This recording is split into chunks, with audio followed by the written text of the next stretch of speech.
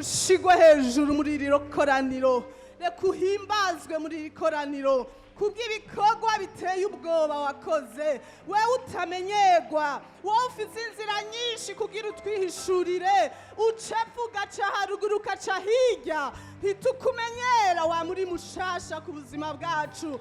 Turaguha icubahiro Mana, turaguha icubahiro Mana, utamenyerwa, uzuye icubahiro, rebo shenderebo. Haleluya, urakoze Yesu. Haleluya, haleluya, haleluya, haleluya. Rebo sha, nashaka mumfashe gusoma.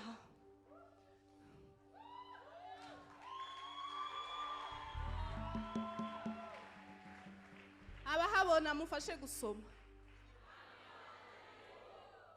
Aha.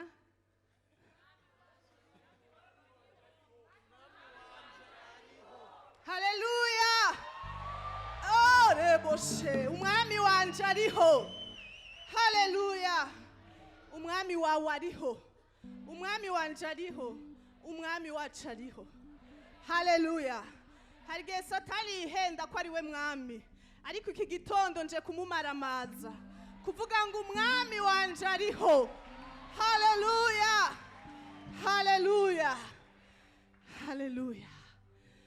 Ndafise intahe yica Imana yakoze, ariko imbere yuko ntangura nshaka kuvuga gato ingene iyi ngwara nayibona, n'ingene yari yaranteye ubwoba, hama mpeze ndayisuzugura uno munsi. Amen. Iyi ngwara ya kanseri nagwaje abantu benshi bayigwaye, kandi benshi barapfa. Nayitinya nkuko mwese muyitinya, nkuko mwese mwumva iteye ubwoba. Ariko igihe kimwe ndabwira Yesu ngo ko maze kubona ata muntu akira, umpe example y'abantu babiri uzokiza, bizotuma nizera ko niki nacu gishoboye. Amen. Hama Imana irabama abo bantu. Ikirambwira ngo kugira ndabikwereke neza, ngira ndabicishe no kuri wewe, kugira ngo wizere neza ko nshoboye gukiza. Amen. Amen. Ndashima Imana ko yangize terrain yo kwerekana ubushobozi bwayo muri mwebwe. Ndashima Imana ko ngira mbe uyundi wewe uzokwibutsa Imana kugira wizere ko Imana izokiza. Ngira ndakubwira ngo igihe uzokumva kwizera guheze, uzunyibuke uvuge ngo wewe wakoze bijya, n'ivyanje urashoboye kubikora. Haleluya. N'ivyuri urashoboye, n'ivyujya urabishoboye. Ndakubera akarorero kuko Imana yangize terrain yo kwiyerekanako. Amen. Amen. Reka rero ntangure. Imbere yuko ntangura kugwara, muri jewe hajemwe ibibazo. Ni mpemu yari ariko arangendera anganiriza. Nangura kumva ibibazo biza bimbwira ngo mbega wo kumva inkuru iteye ubwoba wo vyifatamwo gute? Nkaca niyumvira inkuru yihe, nkagerageza kwiha iyo nkuru yo biteye ubwoba gupfa. Jambo ry'Imana rivuga ngo umugororotsi ntapfa arasinzira, kandi naho nopfa ndafise aho noba ngiye. Amen. Ntangura kuyubaka muri jewe ko atabwoba bw'urupfu mfise, ndabisuzugura. Muri jewe hakaza ikibazo ngo wo kumva inkuru mbi kugwaye wo vyifatamwo gute? Nkaca nishura umutima wanje ngo Imana nimbikiriho yonkiza. Amen. Ntihaciye iminsi ntangura kuronka ama message y'abantu batandukanye. Ndakunda Imana, nta na rimwe ikintu kidushika ku Imana itabanje kutwibira kabanga, nkuko ijambo ryayo rivuga ngo nta gishikira umugororotsi Imana itabanje kutubarira. Amen. Naronse message z'abantu batatu bambwira message imwe batandukanye. Bose bakambwira ngo, umwe akambwira ngo narenda rota wapfuye, ngo kandi umunzi wawe hari kiriyo. Twaje umushinganahe wawe yicaye ababaye, abana bababaye, ngo uryamye mu sandugu, ngo ariko ntiwapfuye ngo ushikeyo, wari ugishushe nk'umuntu atarapfa. Uwa kabiri ambwiriye, uwa gatatu ambwiriye. Ivyo ntivyanteye ubwoba kuko jewe nukuri ntabahenda, Imana yaranyigishije ku kintu co gupfa. Narizeye Imana ku rwego mbona ko gupfa jewe noba njabutse, kandi nkabwira satani ngo n'abana banje noba nsize uhoraho ndamwizeye ko yohaba neza kurushaho jewe noba mpari. Ukuboko kwanje siko kuzobakuza, ukuboko kwanje siko kuzobashikana uhoraho yateguye. Yontwara azobikora, nta bwoba bwo gupfa afise. Amen. Ngira ndababwira ikintu Imana yanyigishije. Satana gutera ku kintu utinya. Ico udatinya ntagicako. Ufise ubwoba bw'urupfu akurotesha nabi, akwereka ko wopfa bigatuma uba mu mahoro make. Ariko ivyo narabirenganye numva ntaco bingize. Amen. Niho rero natanguye kugwara mfise nibungenze, nari mfise imbanye y'amezi 6. Ntangura kumva muri jewe ikidurera mu nda, nkumva mbabara mu nda kandi nkababara no mu mugongo. Muri uko kubabara ntivyaba misi yose, kuko nani nibungenze mfise umwana mu nda akuze, navuga nti peut-être ariko arakina, nico gituma mbabaye. Hamagara igihe ndibaruka, ariko ya durere igumamwo. Nkaca nibaza none ko irya durere igumyemo naravyaye, none ni igiki kirimbabaza. Ndamara umwaka, ikintu nshima Imana nuko umwana wanje yabanye niyo ngwara mu nda ya cancer, n'umwana ariyo, ariko ndavyara nshikana amahoro. Ico ndagishimira Imana. Haleluya. Maze kumara umwaka niho natanguye kwivuza. Ndumva ko douleur ziraba kenshi kandi nkababara cyane. Ntangura kuja ku muganga wa mbere, umuganga arandaba estoma, ambwira ati nibaza ko ubugwaye estoma. Muganga ndamubwira sinze hariho mugabo ndababara. Afyonza nkumva ndababara cyane. Barandaba barangirira echographie abdominale, basanga ngo ndafise kuri vésicule biliaire hariko amakalcule. Mugabo arambwira ati aracari mato, ntitwibaza ko ariyo yoba kubabaza. Mugabo arambwira ati na estoma turabona ko hari akabakteri gashobora kuba kayijya, reka tuguha imiti. Bampa imiti imara 3 mois, mugabo iyo miti ndayihejeje ijya douleur ibandanya kujya nyene. Ndasubira kuri ujya muganga ndamubwira narahejeje imiti mugabo ndacababara kwa kundi kwa mbere. Acambwira ati none nibiki? Muganga mbajije uko nibiki nyene. Ndahindura umuganga ngenda handi. Umuganga ndamubwira ivyabaye, imiti yose nanyoye, asubira kundaba estoma. Banteye anesthesi 2 kugira ngo generale kugira barabe estoma ikibazo ifise. Umuganga arambwira ati estoma yawe yarakomeretse, no ngaha hose harakomeretse, ati kandi ivyo ufungura ntibirengana. Barama imiti hafi amezi 3 yandi, mugabo imiti yose nta na kimwe yafasha. Gushikaho muganga namubwiye muganga ndababara kurusha uko natanguye kuza kubarondera mbabara. Muganga hagera igihe agira ubwoba ati none jewe ko imiti yose yanyuma naguhaye ibi bintu nibiki? Ndamubwira n'ukuri ntavyo nzi. Hagera igihe ujya muganga wa kabiri avuga ati canke najya amakalcule akubabaza. Aca ndungika ku muganga wa 3. Aravuga ati genda basi bakugirire operation, bakuremo iyo vésicule, peut-être niri kwirakubabaza. Ndakunda Imana. Imbere yuko nja ku muganga wa 3, Imana yampaye ijambo nsinziriye, irambwira ngo uzokira neza iyo ngwara bivanye no kwizera kwawe. Iryo jambo narironse ntaramenya ingwara mfise. Amen. Hama twari dutanguye amasengesho ya 21 jours, pasteur ahejeje kuyavuga. Nicaye hajya numva ijwi rimbwiye ngo ayo masengesho aje kubwawe. Amen. Ndavyakira gutyo. Kuva amasengesho atanguye iyo ndwi naciye ndemba, ntivyakunze ko nshobora no kuyabamwo. Ngiye kwa muganga, ujya muganga wa 3 akoreshwa n'Imana mu buryo buteye ubwoba. Arandabambwira ati wewe singomba kukugirira operation nabanje kuraba ikibazo ufise.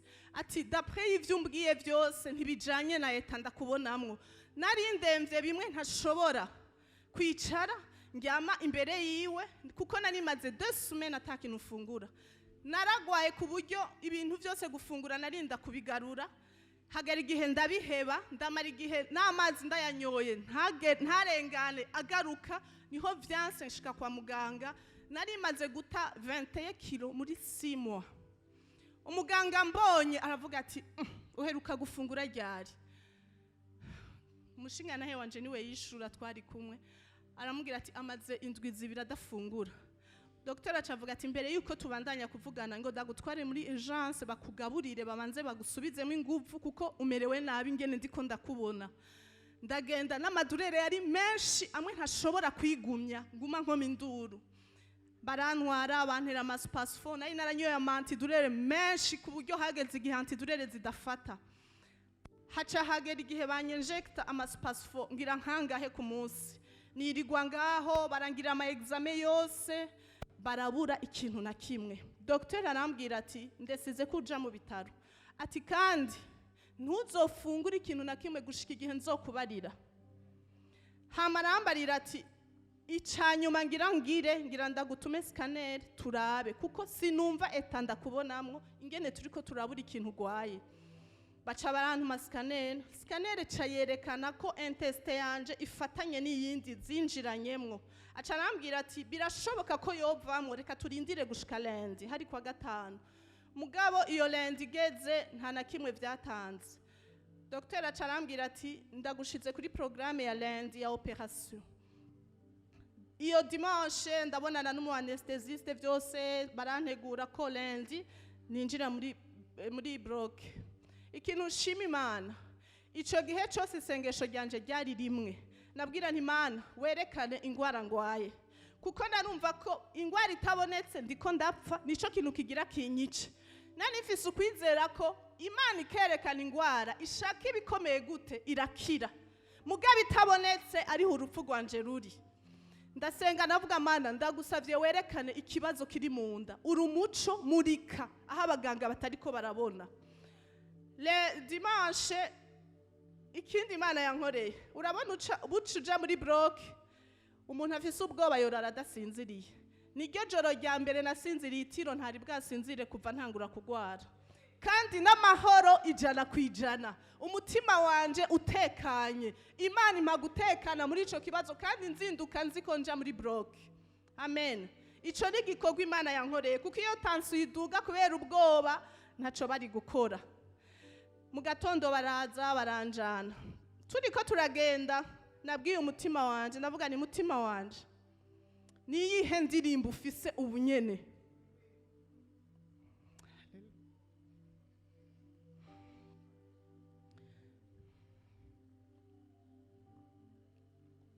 Indirimbo zari nyinshi kuko sinashaka ivyumviro bibi vyontera.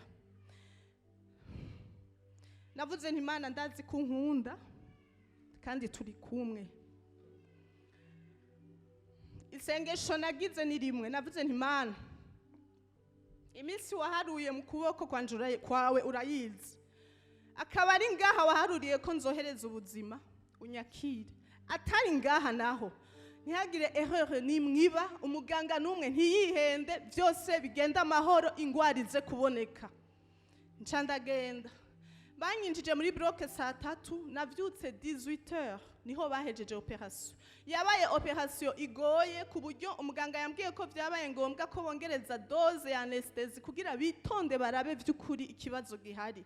Kandi umuganga yari yanteguye arambwira ati turakoresha irya systeme ya laser ntituza gukata. Mugabo ni vyaba ngombwa turugurura ni wabona vyabaye uko ntugira ubwoba. Nambugiye muganga nti mukora igikenewe cose.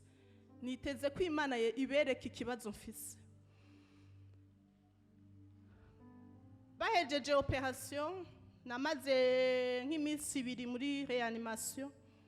Hama mara imisi 10 ndiko ndaruhuka muri chambre nta muntu numwe yambwiye ikintu na kimwe. Après umudokteur arazarandaba après 10 jours evolution iba nziza umubiri urakora neza nabo babona ko vyagenze neza bivanye n'ingene nabandanije meregwa.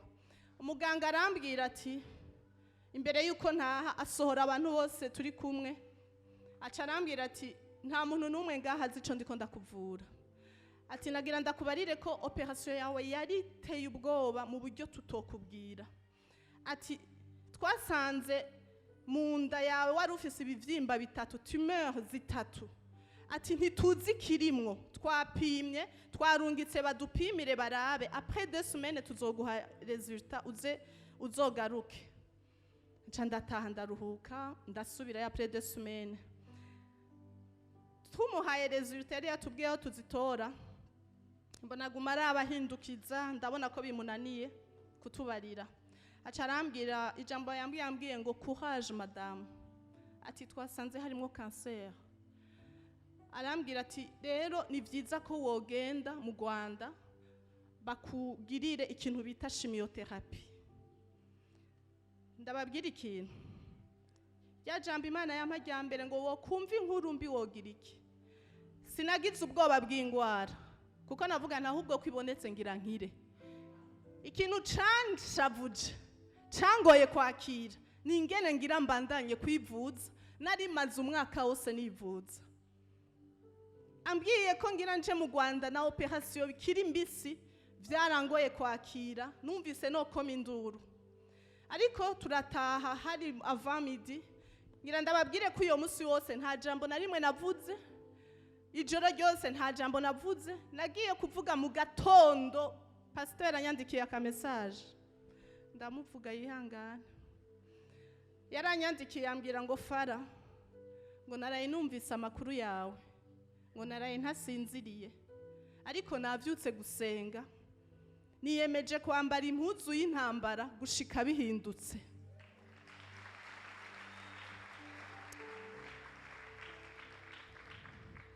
Canda mwishura nti pastor, narinzi ko ndi umunyenkomezi, nasanze ndi umunyantege nke kurusha abantu bose. Iyo conversation ibaye muri telefone, naciye numva nugurutse umunwa, ca ndavuga rero amakuru batubariye. Kubivuga nk'uko iyi ngwara muziteye ubwoba, vyabaye ikibazo kubwira abo tuvukana, kubwira famille, belle famille, abantu bose baja muri alerte. Basa n'abashaka kuntera ubwoba kandi nari numva mpagaze. Ariko ndabatahura kuko muravyumva mwese iyo ngwara ingene yigize ikigatanya, mugabo no musi ndayisuzuguye.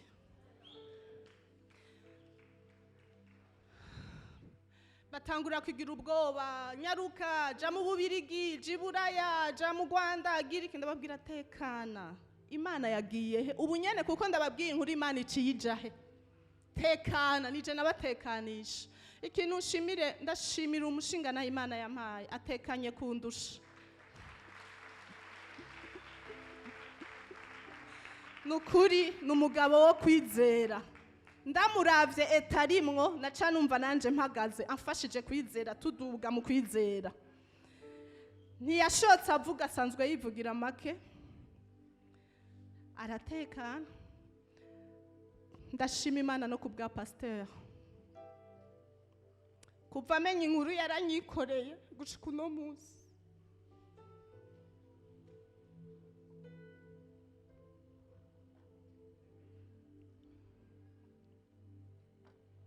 Yaravuganye nawe aramubwira ati inkuru baduhaye, jewe ndemeye kumuha madamu wanje, ndariha itike y'indege bagende mu Rwanda barabe ko ivyo batubwiye ari vyo. Ntitubirekera aha, nibagende babirabe hama tumenye ibikurikira. Arampa madamu w'Imana imuhezagire, garde malade wanje international.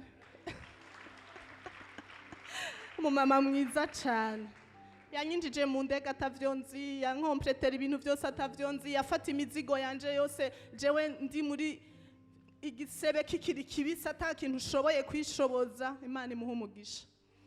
Dushitse mu Rwanda, navuye ngaha naronse abantu bandamutsa bambwira ububi bwa chimiothérapie icarico.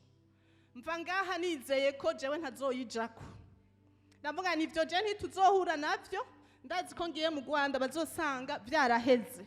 Uko niko kwizera navanya. Hama dushitse mu Rwanda, docteur tubonanye, ikintu ca mbere yambwiye, yaravye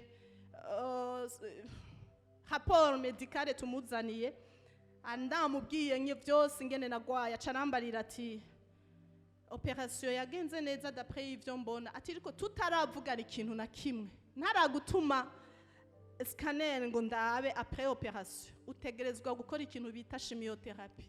Ndamubwira docteur ntibishoboka, narakize. Amwira ati okay warakize mugabo urabikora. Kugira nyumvishe kubikora vyafashe ngira ngo hafi amasaha. Ndamubwira nukuri kubera ko yintu mutabanje kuraba. Arambarira, niho yambwiye uburemere by'ukuri bw'ingwara. Yambwiye ati ndakubarire, kanseri banyeretse yari mu nda yawe, ambwira ati intestin ifise kushe zitatu, ati yari imaze kuja kuri kushe ya mbere, ya kabiri, ati yarigeze kuri kushe ya gatatu, ati iyigerako neza ntibari kukopera, baca bugara ukarindira iminsi yawe, kuko iyo bakora ko vyaca bisanzara bikaja mu nda hose. Dufise Imana itabara.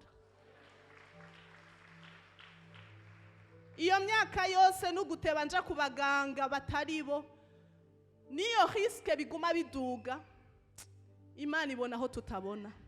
Amen. Arambwira ati utagize iki kintu, nukuri nibi byose bakoze nta na kimwe bizoba bimaze, kuko mu gihe bakuguriye mu nda bagakorako, ni kuvuga ngo hariho amaserire ariko arayerera y'ingwara, kandi asanzara umubiri wose. Tutayaturiye hakiri kare, muri 2 semaines abariko aravyuka, kandi mu myaka 2 wogaruka handa kubwira ijambo rivuga ngo désolé madame, genda urindira iminsi yawe. Ati kubw'ineza yawe, nimba ufise abana bakiri bato wipfuza kubarera, kora iki kintu ndiko ndagusaba bita chimiothérapie. Basha ntabahenda. Urabona igihe Yesu yari ku musaraba akabwira Mana ni igiki kikumpebesheje, niho umutima wanje numvise ugiye. Tuva imbere yiwe adutumye ayo mascanner, turataha, bwaca tugaruka kuzikoresha. Pasteur acanunga ikindirimbo madame, ati mperi indirimbo Fara ayumvirize. Ni indirimbo ivuga ngo ihora hataba mu ruhande rwanje, mba naramizwe mironzwa yamarako yabanye nanje, ndashinga inahe Imana ni nziza. Iyo ndirimbo madame yarayinshiriyemwo, ngira igihute nabitse imbere y'umuganga ambwiye kubandanya kwivuza ino, nacaka indi kirongerekana ingene ambwiye ko ntegerezwa guca muri chimiothérapie. Narafashe umwanya ndaturika ndarira,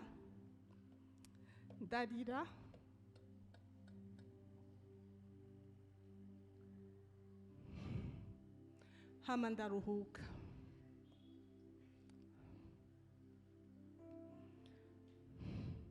Isengesho nabwiye Imana ni rimwe, nabwiye Imana nti Imana ko wemeye ko nca aha hantu, kumwe wabana na Meshake, Shadraka, Abedinego mu muriro ubu wa 4, uzumbere wa 2 muri uyu muriro wemeye ko ncamo, ntuzundekure uzumerekeze. Ndashima Imana ko yabikoze. Twaciye tuja kwa muganga,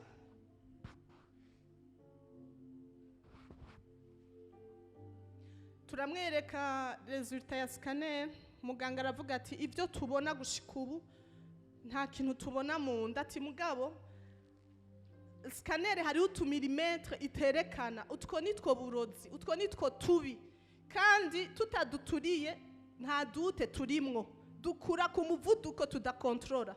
Ndagusavye wemere chimiothérapie. Ati kandi kugira ngo ntidutebe, uvuye ukwezi kuraheze uvuye muri operation, yitangure ubunyene, ejo uzoze tuyitangure.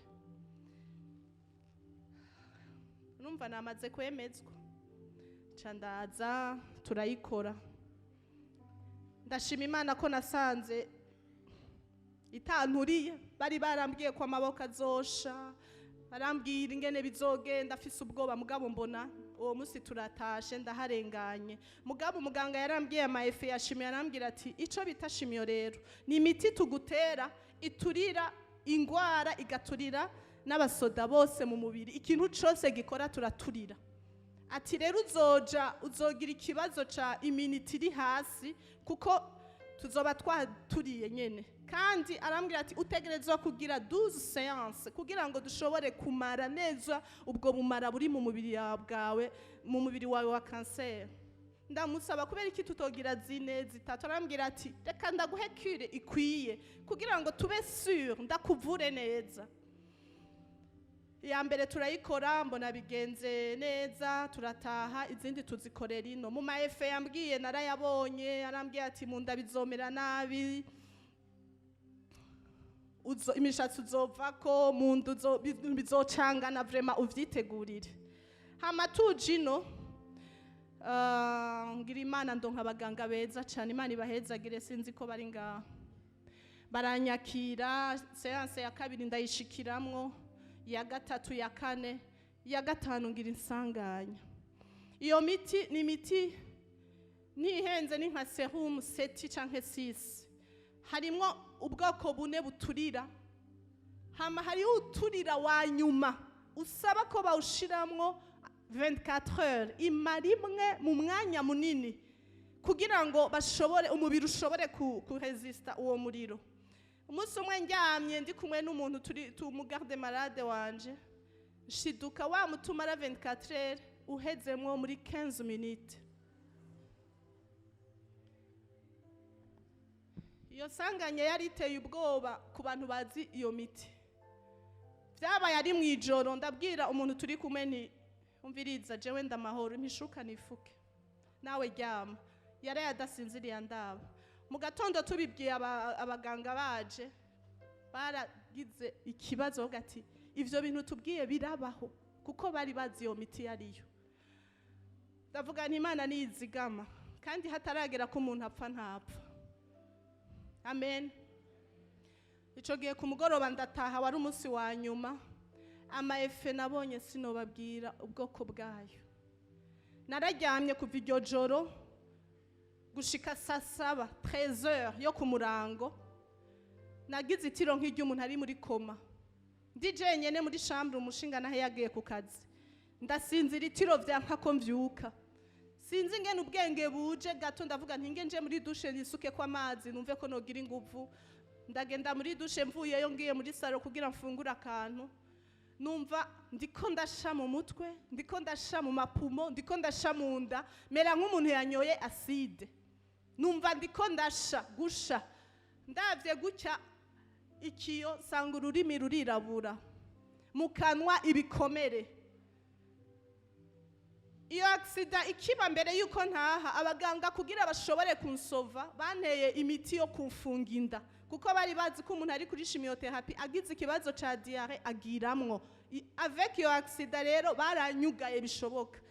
Hama ico kintu bakoze kica kimbera ikibazo kugira nuguruka imiti yavuye impande zine z'isi. Sengesho navuga ngo Imana uzumbere wa kabiri muri uyu muriro, Imana yararishikije. Naramerewe nabi ku buryo vyabaye ngombwa ko nsubira mu bitaro. Nsubira mu bitaro atamukozi mfise, abana ari bato, umushinga ntaja ku kazi. Numva ndaremerewe. Ndibuka nari nanabihishije eta ndimwo, umushinga nahe mwarabona ko ndemvye. Ndamubwira docteur, nkamubwira acambwira ngende. Ambwira ati none upfire ngaha, ingo tugende. Docteur ndamutelefone yambwiye ati ubu nyene nyaruka aha kuko narifise ubushuhe bumwe badastopa atamuti n'umushobora kubumanura. Shitse acashira mu bitaro. Basha nari narakomeye ico gihe cyose, mugaba nimba hari igihe umutima washikiriwe nico gihe. Narababaye gushikaho nabwiye Imana, kuko navuye muhira ntanguye kumyoka umushatsi. Ivyo bintu bari barabimbwiye mugabo sinababajwe nuko umushatsi uvako, ariko vyambere nkuko umengo n'umubiri uri kurabora ntiwambaye, abana babona, abana bababaye.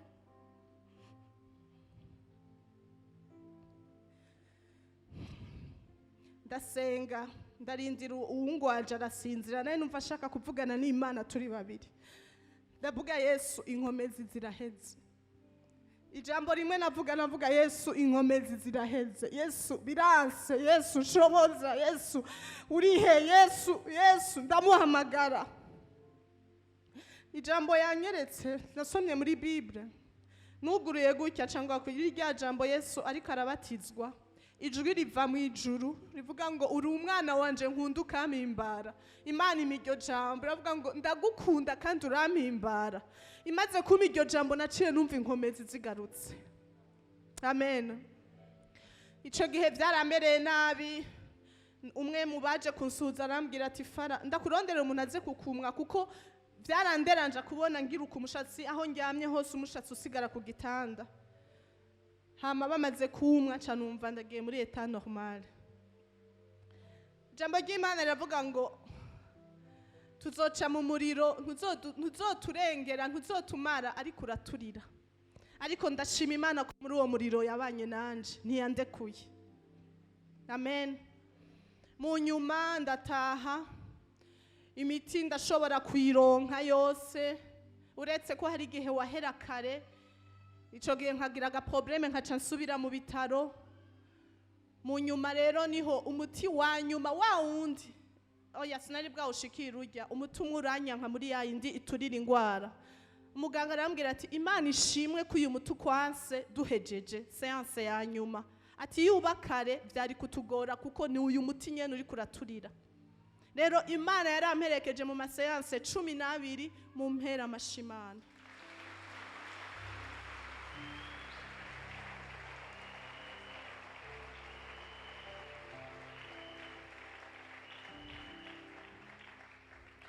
Ndashima Imana amahoro yampaye muri uyo muriro wose naciyemwo. Yaragumije umutima wanje, nta muntu ngaha yigeze abona amarira ngo ndamwereke ntari kumwe n'Imana turi babiri. Naragerageje kubaka umuntu wanje w'impwemu kugira ngo Satani ntabone ko yamaze. Ndibuka nkigwaye bataratora n'ingwara, namanza kuririmba, ndavuga Satani we ntiwonyicarika, je nawe naho duhurira. Nzokorera Imana gushika numvise bidashoboka. Umunsi umwe niho nagize inzozi mpagaze hajya inyuma, mbona naguye hasi, mbura umuntu antora, ca ndabona ko bizohava biba kuko harageze igihe kuva muri saro no mu cumba no muri saro nagenda njugumira mfata ibibambazi. Ndashima Imana ko niyihindura ibihe. Amen. Eka mbandanye. Après 3 mois duhejeje chimio tuca tuja mu Rwanda. Tugiye mu Rwanda, muganga turabonana, acangirira examen za mu maraso nka 4, acangirira na scanner 2, arambwira ati shaka kukuraba pumo ndabe no mu nda ko vyaheze, hama turabe no mu maraso ko atangwara yo bisigaye. Niho mu nyuma twagiye gutora ama resultat, arambwira ati mu bintu byose twapimye nta na kimwe tubona. Aca arambwira ati mu maraso hari examen nagutumye yerekana neza ingwara, imigera y'iyo ngwara ahantu yobigeze. Arambwira ati naninzi ko dusanze iri kuri 0 a 5 hazoba hasigayemo duke. Ati mugabo igipimo cawe kitweretse kuri 1.8. Ati bisigura kuri hasi. Namubwira kubera iki bitari kuri 0. Acambwira ati nanje nkomeye ntagize ikibazo, nipimye sanga ndi kuri 3. Ati rumva we kuri hasi cyane kuri jewe. Aravuga ati nta muntu numwe kuri inuze agira 0, hategeza kuba igiharuro hagati ya 0 na 5. Ndashima Imana ko ndamubaza, naramubajije ndamusubizamo, ndamubwira muganga wibaza ko nakize ku pourcentage angahe? Arambwira ati ubu turiko turavugana wakize 100%.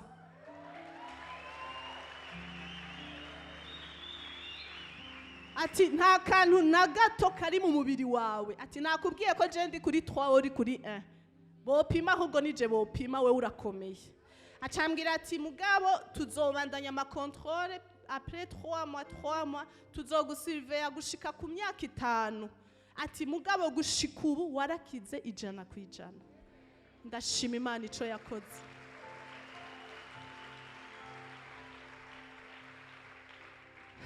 Lagira mpumurize abantu baba bafise ikibazo c'ingwara, canke bafise abo bagwaje, canke batinye ingwara. Nta humana itokura umuntu. Hari umumama yaje kundaba mu Rwanda yakize, yaramaze 20 ans akize, we yarageze kuri phase 4 ya nyuma.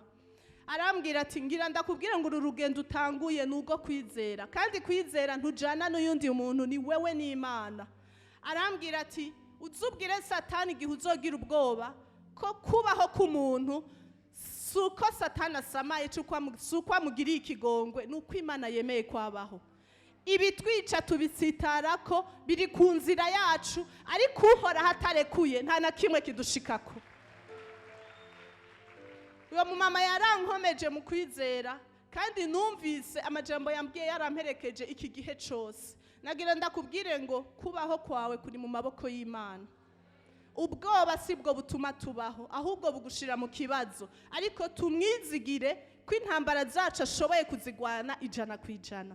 Uno munsi merewe neza, mu nzu iwanje n'amahoro. Ikindi shima Imana, iyi ngwara irazimvye cyane. Imana yarakoresheje abantu mu bihugu bitandukanye, ikoresha mwebwe kugira uburyo bwose bukenewe buboneke. Ndashima Imana ku bwanyu. Amen. Ndashima Imana abantu mu ishengero baje kungwaza.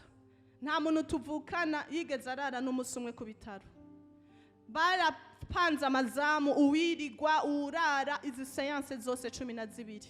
Umushinga nawe wanje nta na rimwe yigeze afata igapo ngo angemurire ibyo kurya bivuye muhira. Abamama ngaha barafashe iminsi yose, 2 mu kwezi naja mu bitaro nkararayo 3. Barangemurira iminsi yose bakabifata nk'uko ari iby'iwabo, ijoro n'umurango. Imana ibahezagira. Ndashima Imana umushinga nawe wanje yarangwaje kuva ntangure, bataratora ico ngwaye, yaransengeye, yaraye mu bitaro muri sano kenshi ansengera, hamwe nkamuhisha umubabaro wanje kuko azinduka aja ku kazi, mugabo akavyumva kuko ntanguye kubabara byaravuga cyane nk'uko umengo ni inzoka ngwaye mu nda. Sinigeze mbona afise ubwoba, ariko namye ndamubonamo kwizera. Yaramperekeje iyo misi yose, yambaye hafi gushikaho kwa muganga bambajije ngo uyu n'umugabo wawe canke ni musaza wawe.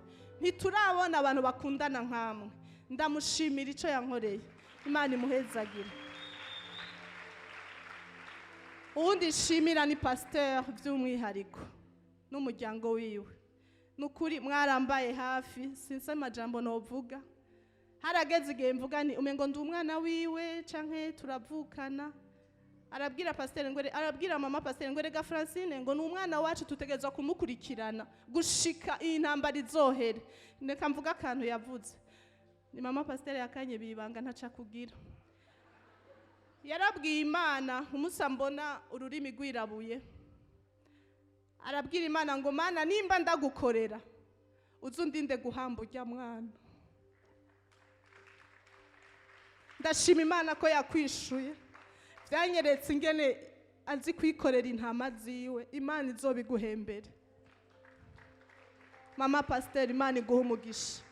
Abangiriye neza muri benshi sinovuga mu mazina no havangira uwo nibagira, ariko kumwe Yesu azovuga ngo naragwaye murangwaza, narashonje murangaburira, narafunzwe murandaba, ngo nimuze ndabahemba ico mwakoze. Uhora hazobahemba ico mwakoze. Imana ibaha umugisha. Tugejeje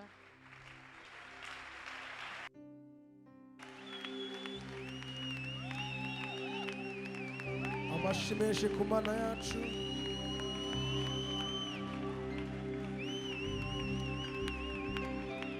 Amashimeshe cyane ku Mana yacu.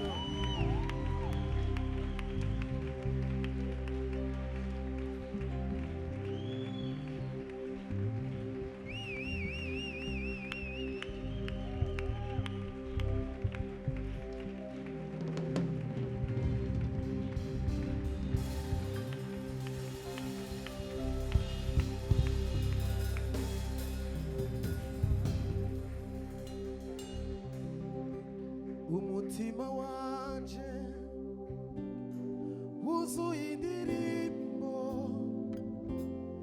nyinshi zo gushima ibyo wankoreye. Umutima wanje wuzuye indirimbo nyinshi zo gushima. Nawe uri muri iki kibanza afite byinshi byo kuvuga ko Imana. Umutima wanje